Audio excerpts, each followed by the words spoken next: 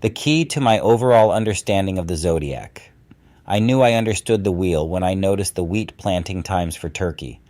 I received a message about the truth in the stars, and I had computers and easy access to knowledge at my fingertips 24 hours a day to help me understand. Just 25 years ago, I would not have had such instantaneous access to so much information from so many different sources, and without this information, I could not have figured this out. Initially, I was skeptical of the information the stars provided through my dreams, but after researching and discovering that stars aligned perfectly with Babylon, Ur, and other Mesopotamian sites about 11,000 years ago, I became a believer in their significance and value to humankind. When I discovered Turkey's crop calendar, it all fell into place. Why was the crop calendar for Turkey so instrumental in my understanding of the fertility wheel? It unveiled the need for the two cow/bull/ox signs, one in March, April, and the second in October, November. At that point, it all locked into place for me. Without a few people's encouragement to keep learning, I would have never understood the fertility wheel, which led to many other discoveries. I have several wonderful people behind me from all different backgrounds. One of my close friends who inspired me to keep studying is, in fact, Muslim. I want to convey gratitude and show their culture, people, and history the honor and respect they deserve. In my visions, I was repeatedly instructed that the paramount responsibility of a person is to guarantee that others have enough to eat. I was shown how to create an ancient farmer's almanac. The knowledge it provides may help future generations of my new friends in the Fertile Crescent and, hopefully, many other locations around the world. It is necessary for all individuals who can work in the fields to help produce food for the community to do so. When the soil needs to be cultivated and seeds need to be sown to produce food successfully for the community, everyone can help and do their part for the betterment of all. Wheat and barley were staple grains for all budding civilizations. There are a specific few months, or roughly 4 to 5 months, to till and sow wheat and barley.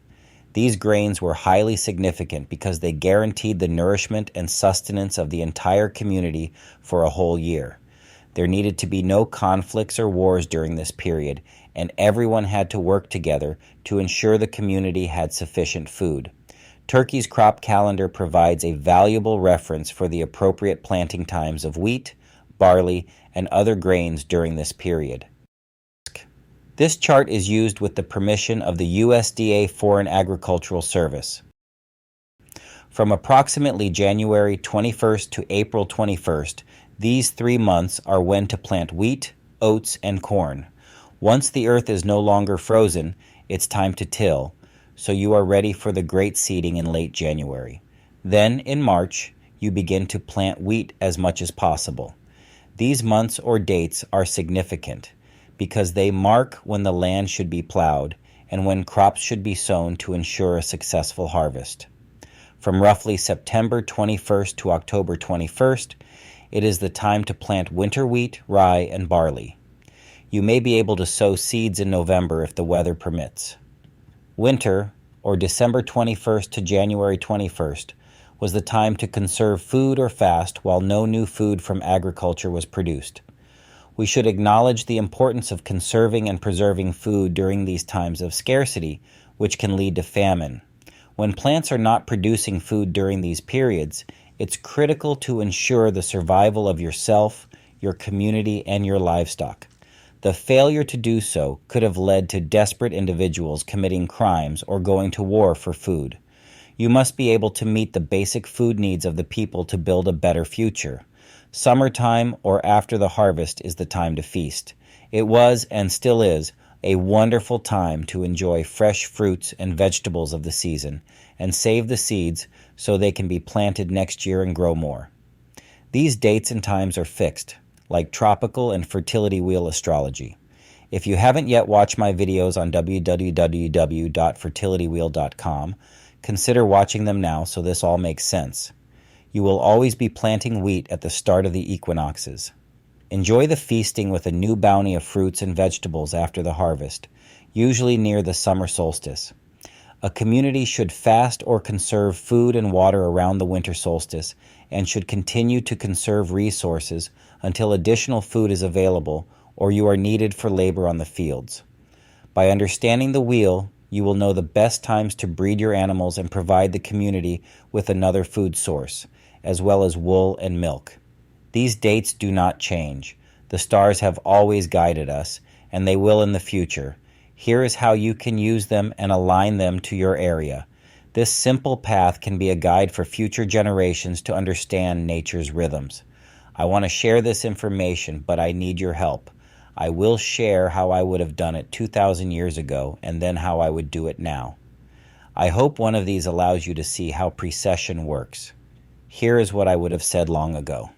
Keep in mind that what I'm about to share is my own interpretation, offering a straightforward response to a question that has intrigued us for ages.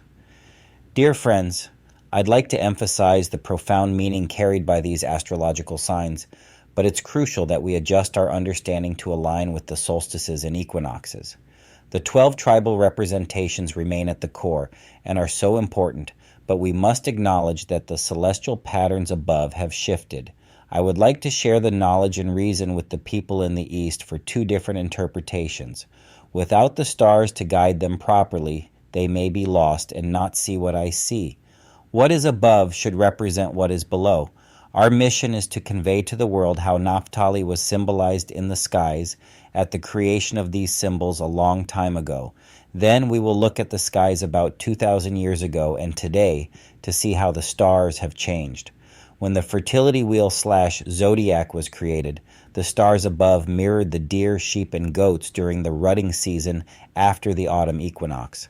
However, due to the natural precession and the passage of centuries, if you were to look up during the rut at 0 BCE, you'd witness the Virgo constellation above. Fast forward 2,000 years to our current era, and people would see the sign of the cow, formerly known as the scales. Over time, the celestial arrangement has evolved, rendering the old interpretations outdated. We must adapt to this precessional shift and impart the knowledge of how it transforms for future generations.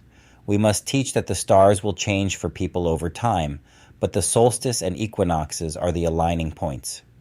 We must tell them how important those lines are and how to align the wheel. Even if our friends from the past grasped this concept, knew how important it was to share and shared it with diligence, meticulously chronicling it in their books, they wouldn't have the same advantage I do today, the ability to instantly share it with the world. Or more importantly, teach the world how to use it and help the next generation. Ephraim and the bull for both would be important, and it shows a representation of wheat and agriculture in the pictures and depictions. You can even use Manasseh to have a better understanding of planting crops, which would help them in the future. Consider the breastplate was the representation the church used in the symbolism, probably for taxes, control of crops, and maybe more. If we instead use the large bovine animal removed at some point in history, there should be 2 cattle-type animals for wheat planting. I keep having these strange deja vu moments, and this is yet another. Now I will do it for modern times. Each region must calibrate the solstices, equinoxes, and thus the signs to understand the stars. The sheep, goats, and deer are always just after the fall equinox. That is it. I see it perfectly here in South Dakota. Populations as little as 15 degrees longitude away from me or any other part of the world will not see the signs as I do, and it will not make sense to them. People must be taught how to align the wheel with the solstices and equinoxes. The sun and stars will show the times of the seasons, the essential days year after year. The 12 constellations representing sheep and horses will be different in divergent places worldwide. The stars and symbols can only be accurate in a small area of the world, so the stars themselves do not have the symbols. The stars you see after the solstices and equinoxes are the ones you need to calibrate to your own area, and they will or should have different meanings depending on where you live in the world. Please know how to align your stars properly. Understand the sun and its position in the sky, and you will know the best months to multiply your animals. A wise man knows how and when to multiply his animals and repeats it year after year. This knowledge is a source of life for everyone who understands this guide. The exact order of the animals and the task needed every month to keep a community alive is essential. Once you have aligned the symbols and the season, you can call the stars whatever names you desire, knowing your descendants may need this for a guide at some time. I initially hesitated to make any announcement because I feared the consequences. I believe that by sharing this information, I can help ensure the prosperity of future generations in the Fertile Crescent and beyond by showing them that the fertility wheel is not for divining but to guide farming practices. I wanted to put references to past events to enlighten their true meaning for future generations. The noble books of wisdom repeatedly emphasize the importance of seeking knowledge. I hope everyone understands I am also seeking knowledge and hopefully sharing knowledge. It will all be worth it if I can give people the key to the fertility wheel and help their future farming. Learn and teach a story or rhyme to remember the animal's order and the associated seasons, much like how we teach people a story or important ideas with a song. If a person received a divine revelation that the truth is in the signs in the skies, they would need the characters in the heavens to be named correctly and have meaning for their location. For the fertility wheel to be accurate for everyone, each region worldwide needs to calibrate to their longitude or to which constellations appear for their seasonal guidance. For example, the wheel starts on the spring equinox in the northern hemisphere when at longitude 115 degree. The constellation that rises after sunset when 5 stars become visible is the cow or bull. Depending on where you are, every 30-degree longitude is a different constellation or symbol, making it extremely important for every location to set its wheel accordingly. Only people at my longitude or near California and Nevada can accurately understand the fertility wheel, as it is now because the stars on the horizon are perfect here and will remain that way for a few hundred years, slowly moving farther west. The fertility wheel will not help people on the other side of the earth unless you calibrate it and understand it. Teach your children to know the messages based on the times of the equinoxes or solstices, or the message could be lost for another 11,000 years.